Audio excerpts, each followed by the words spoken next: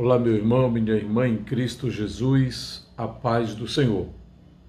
Eu sou o pastor Raifran Batista e tenho a alegria de trazer até você, neste dia especial, mais um breve comentário da nossa revista de adulto da Escola Bíblica Dominical. E o assunto de hoje é a inerrância da Bíblia. Nas lições anteriores, já estudamos sobre a credibilidade, a autoridade da Bíblia, especialmente sobre a sua inspiração.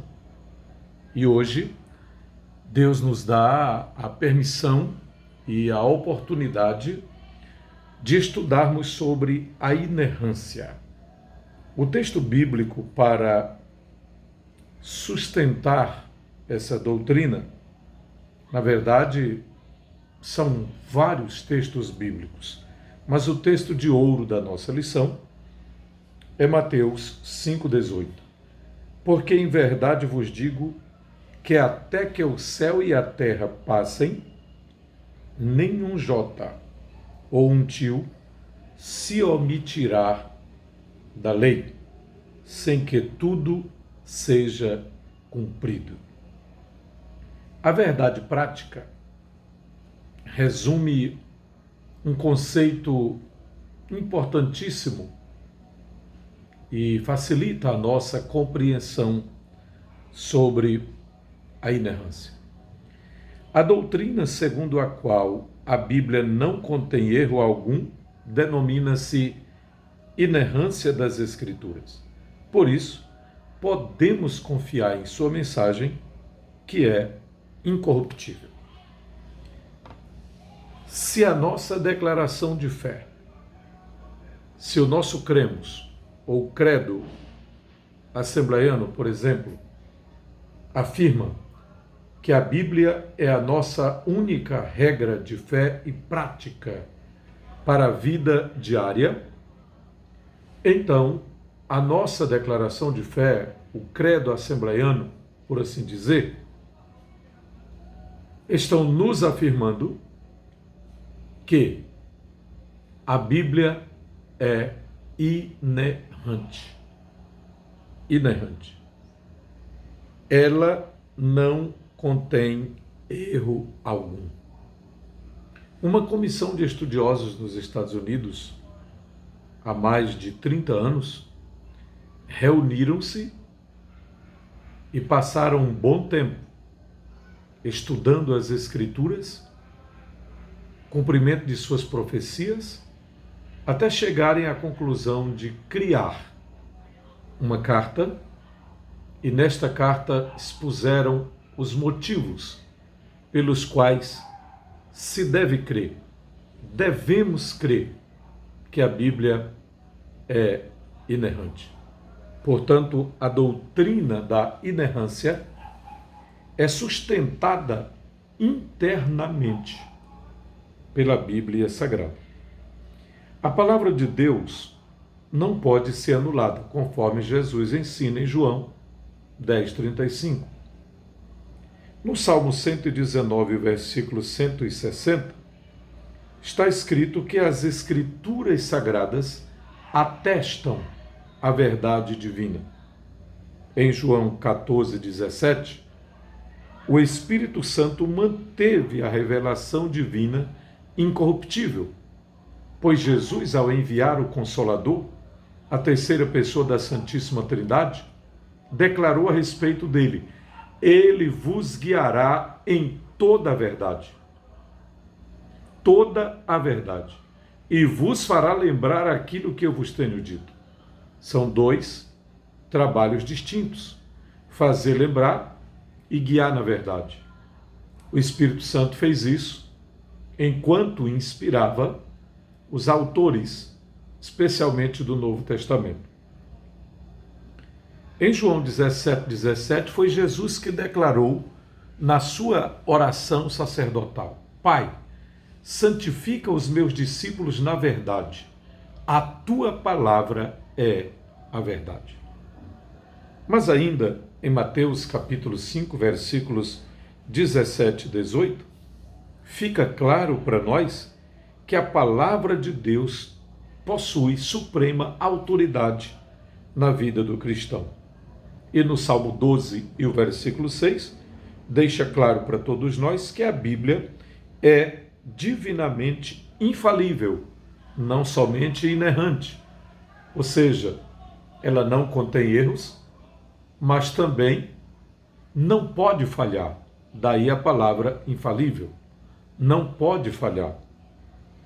Em toda a matéria que aborda, não somente nos ensinamentos sobre a salvação, mas em todo e qualquer tema que você encontrar na Bíblia Sagrada, você pode ter a certeza absoluta que você está sendo informado sobre a verdade.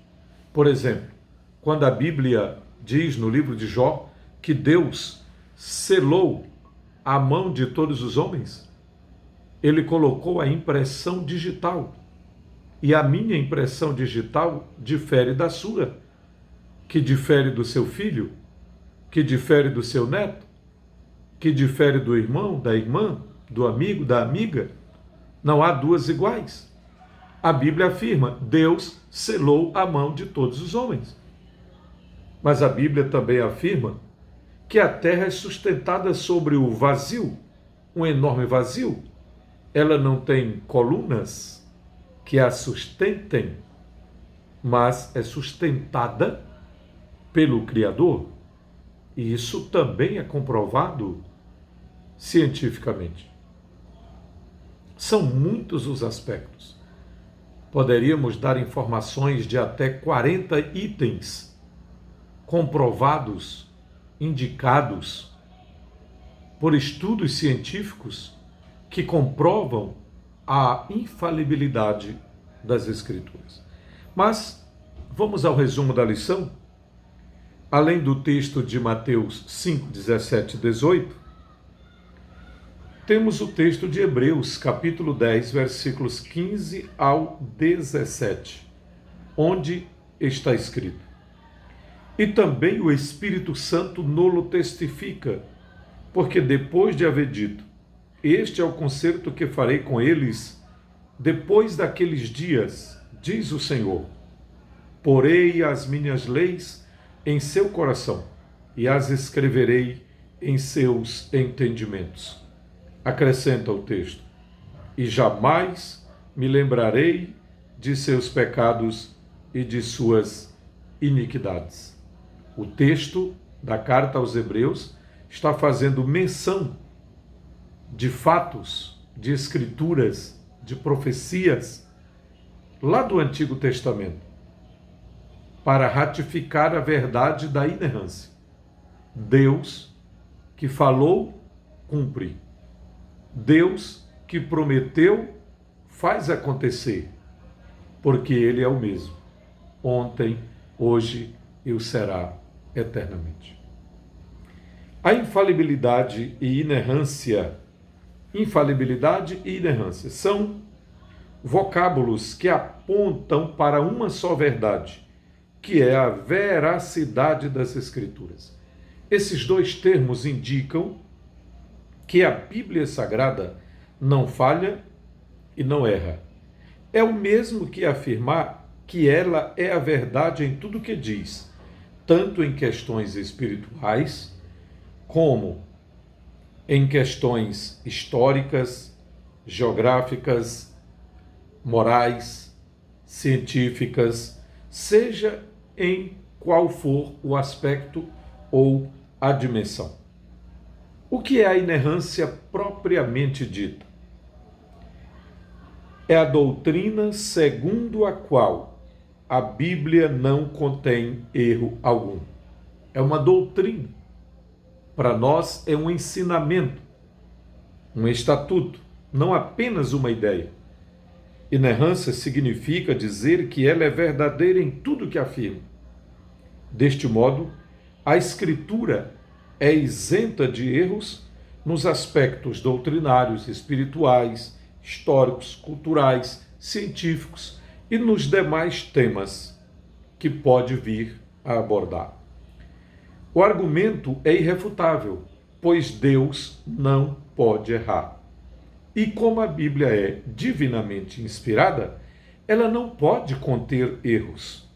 Assim sendo, tanto a inerrância quanto a infalibilidade e a inspiração estão entrelaçadas. Uma não pode se distanciar muito da outra. Elas contêm pequenos aspectos diferenciais.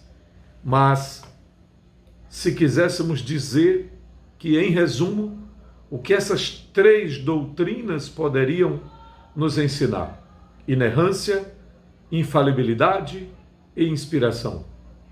Para ser mais específico, inspiração, inerrância e infalibilidade. Bem, porque ela é inspirada, ela é inerrante. Porque ela é inspirada, ela é infalível. A infalibilidade tem uma abrangência maior. Há teólogos que discutem sobre esses dois pequenos detalhes. Há alguns que, inclusive, acreditam na infalibilidade, mas não acreditam na inerrância, pois eles observam os detalhes da transmissão. Ora, na transmissão, depois de terem sido escritos os autógrafos originais, pode haver falha humana na transcrição de um pergaminho, de um papiro, de um códice. Porém, nós cremos que a inerrância, a inspiração divina, a infalibilidade estão presentes nos autógrafos originais. O que alguém fez ou deixou de fazer daí para frente não é mais uma questão propriamente divina. Mas apesar disso, o Espírito Santo preservou, em muitos casos, preservou a durabilidade, a segurança e até fez milagres para que este livro chegasse até nós. Houve tempos, houve épocas na história que alguns soberanos pensaram ter destruído até o último pergaminho, até a última cópia existente, no afã de destruírem as Sagradas Escrituras. Estavam enganados. Estudiosos, escribas, judeus piedosos, dedicados, faziam com tanto amor e com tanto detalhes a transcrição dos textos sagrados, e muitas vezes, por precaução e por medo, as escondiam, tão bem escondidas, tão bem guardadas, que temos um fato não muito longe daquele beduíno que encontrou os manuscritos próximo ao Mar Morto, conhecidos como manuscritos do Mar Morto. Era somente um beduíno, era somente um curioso que, estando apacentando os seus rebanhos e entrando em uma caverna, descobriu um jarro de barro e ali começou, curiosamente, a descobrir que se tratava de textos. Esses textos foram levados para universidades, inclusive a Universidade Hebraica de Jerusalém. Esses textos foram levados para Rússia, para Roma, para Nova York, e já houve inclusive uma amostra desses textos encontrados, já houve uma amostra aqui no Brasil, na cidade de São Paulo. Profundos, numerosos e cuidadosos estudos têm sido feitos sobre estas cópias encontradas a partir de 1947.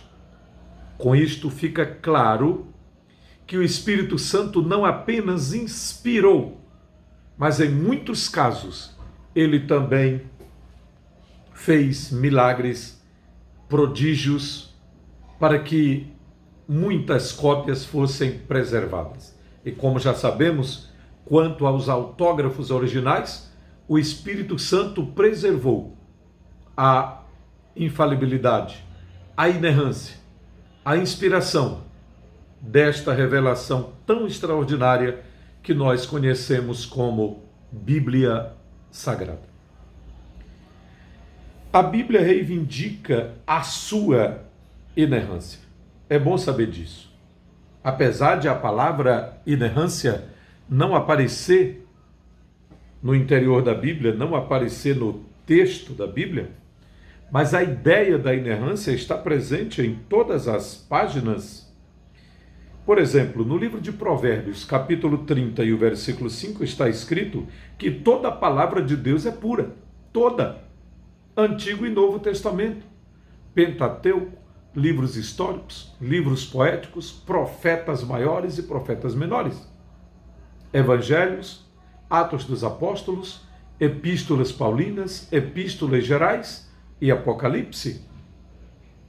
Todos os conjuntos, os grupos de livros da Tanakh, isto é, do Antigo Testamento e do Novo Concerto, o Novo Testamento, aí está a veracidade da palavra de Deus. No Salmo 18 e o versículo 30 está escrito que a palavra do Senhor é provada.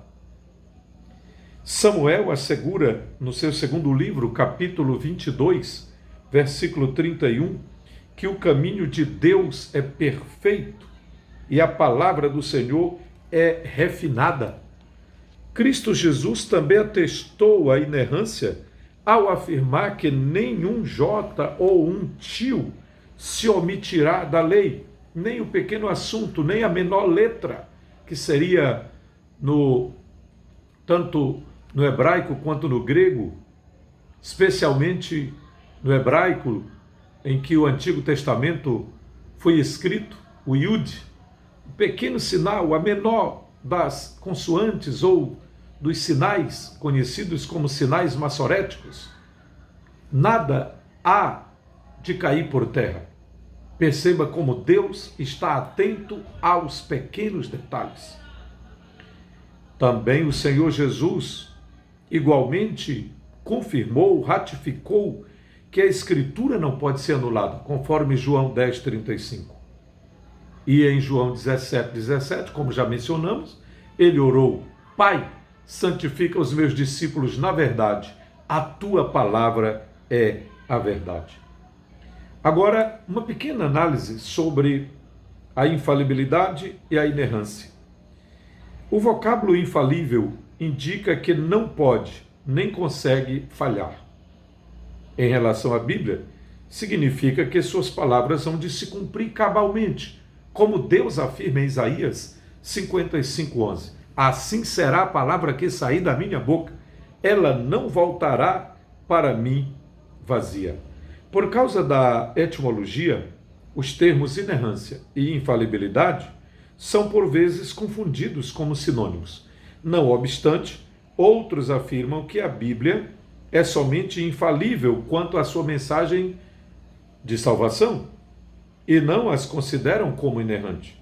Por isso, nós, assembleanos, pentecostais clássicos, preferimos o uso de ambos os termos. Preferimos usar tanto o termo inerrância quanto o termo infalibilidade. Isto é, cremos e ensinamos que a Bíblia é infalível, isto é, incapaz de falhar. E também, igualmente, cremos que ela é inerrante, ou seja, livre de erro. Negar essas verdades é desacreditar de sua autoridade e desacreditar de sua inspiração divina. O primeiro tópico pode ser resumido da seguinte forma: a Bíblia é totalmente inspirada por Deus e isenta de qualquer erro, e por isso é a nossa autoridade final de fé e prática. No segundo tópico da lição de hoje, podemos aprender uma extraordinária lição sobre aquilo que o Espírito Santo fez ao preservar os manuscritos autógrafos ou as escrituras originais. Eles são chamados de autógrafos pela maioria dos estudiosos. São os textos com a grafia de próprio punho do autor bíblico ou de seu escrevente, conforme Filemon 1, ou Filemon, versículo 19, pois só tem um capítulo. Ou Romanos, capítulo 16, versículo 22, onde Paulo era servido por um amanuense. Ele ditava e alguém que o auxiliava escrevia. Neles foram primeiramente registradas as palavras inspiradas pelo Espírito Santo, conforme 2 de Pedro 1, 21. Cremos que a inerrância das Escrituras pertence a esses documentos, ou seja, as cópias fiéis desses manuscritos preservaram a exatidão dos originais. O Espírito Santo providencialmente manteve a relação, manteve a preservação, manteve o contato, manteve a manifestação divina, isto é, a revelação dada por Deus através de homens santos que, por sua inspiração, escreveram a Bíblia. Então, o Espírito Santo manteve a revelação divina incorruptível. Esta foi uma obra do Espírito Santo. Os manuscritos apócrifos também merecem a nossa atenção. As cópias dos manuscritos originais são, portanto, encontradas hoje em muitos lugares, como Jerusalém, Roma, Rússia, Nova York, Paris e muitos outros lugares. Hoje podem ser encontradas pelo menos 25 mil cópias dos manuscritos bíblicos, com ligeiras alterações. Os escritores e escribas, considerados escribas judeus, transcreveram os originais do Antigo Testamento com precisão milimétrica. E as inúmeras cópias dos manuscritos do Novo Testamento também afiançam a credibilidade desses escritos. Nessa perspectiva, nós cremos que o ato da inspiração aconteceu uma só vez, na redação primária da palavra. Claro, nos autógrafos, nos manuscritos autógrafos, na redação original. Mas existem os apócrifos, ou pseudoepígrafos. O que é isso? São aqueles escritos que não têm a mesma autoridade dos escritos dos autógrafos ou manuscritos originais.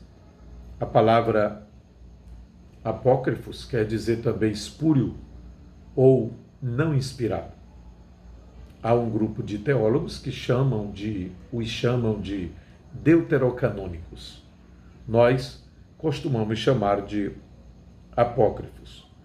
Observe, a nossa declaração de fé assegura que os manuscritos apócrifos, que também tem o sentido de escondidos, tais como Tobias, Judite, Macabeus, Baruque, Eclesiástico, Livro da Sabedoria e outros, apresentam erros. Eles apresentam erros, anacronismos, que são equívocos históricos, doutrinas falsas e até práticas divergentes, a exemplo da oração pelos mortos. Por causa disso e por muitas outras razões que não temos tempo para relatar aqui, estes livros pseudoepígrafos, conhecidos também como falsos escritos, dentre eles podemos citar a Assunção de Moisés, o Apocalipse de Pedro, Atos de Pedro, o Evangelho de Madalena, a infância de Jesus, o martírio do Gólgota, são muitos, são muitos. Eles foram produzidos por autores anônimos e espúrios, que atribuíram indevidamente sua autoria a profetas e apóstolos. Na Bíblia dos judeus, que foi atestada por Jesus nas suas 3 partes principais, como lei, profetas e escritos, de acordo com Lucas 24, 44, não se encontra estes livros apócrifos ou pseudo-epígrafos. Eles não estão lá. Não se encontram lá. Por esta razão, eles não integram o cânon bíblico protestante. Dessa forma, não reconhecemos a autoridade desses livros, chamados apócrifos, por não serem inspirados pelo Espírito Santo. Temos mais razões para isso. Jesus nunca os mencionou. Os apóstolos nunca fizeram menção deles. E outra razão, eles só passaram a ser leitura obrigatória no período da Contra-Reforma, especificamente no mês de abril de 1546, na cidade de Trento. Portanto, aí estão algumas das razões por que a Bíblia de versão protestante mantém apenas no Antigo Testamento os 24 livros que compõem a Bíblia hebraica. Estes 24 livros que compõem a Bíblia hebraica são os mesmos 39 que temos em nossas versões protestantes no Antigo Testamento. Isto porque Samuel, Reis e Crônicas, que nós temos 2 de cada, lá aparece apenas 1. Esdras e Neemias, lá aparece apenas 1. E os 12 profetas menores, que em nossa Bíblia está dividido, separado, lá é apenas 1. Por isso, são 24, originalmente, os livros da Bíblia hebraica, que foi reconhecida pelos judeus, e, muito provavelmente, por Esdras na grande sinagoga. Bem, são detalhes interessantes, mas o tempo não nos permite mencioná-los agora. Assim, as nossas Bíblias de versão protestante mantêm os 24 da Bíblia hebraica, que são os 39, já como expliquei, organizados nas Bíblias de versão protestantes. Somado aos do Novo Testamento, temos, portanto, 66 livros. O segundo tópico da nossa lição de hoje pode ser resumido da seguinte forma: o Espírito Santo manteve a revelação divina incorruptível, bem como a exatidão das palavras originalmente inspiradas por Deus. E eu acrescentei um detalhe. Além disso, o Espírito Santo fez verdadeiros milagres no decorrer da história para preservar estas cópias, para que chegassem até nós de modo compreensível. Como é maravilhoso saber de tudo isso e poder hoje ter a Bíblia disponível, ter a Bíblia ao nosso alcance em diversas línguas e até em diversas versões.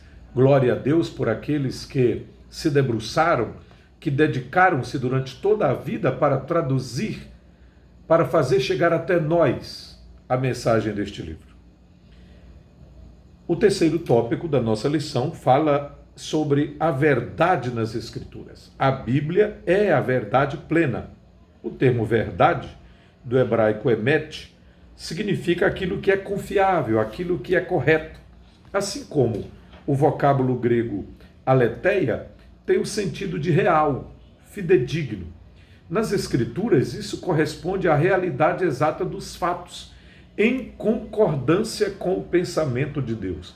A Bíblia ensina que Deus é a verdade e a sua palavra também é a verdade. O escritor da carta aos Hebreus, no capítulo 6, o versículo 18, afirma que é impossível que Deus minta. E Paulo diz em Tito, capítulo 1 e o versículo 2, que Deus não pode mentir. É por esta e várias outras razões que nós acreditamos que aquilo que a Bíblia diz é aquilo que Deus diz. Para nós, a Bíblia não apenas contém, ou não apenas pode ser, ou não apenas pode oferecer aqui e acolá a palavra de Deus, como dizem alguns teólogos liberais.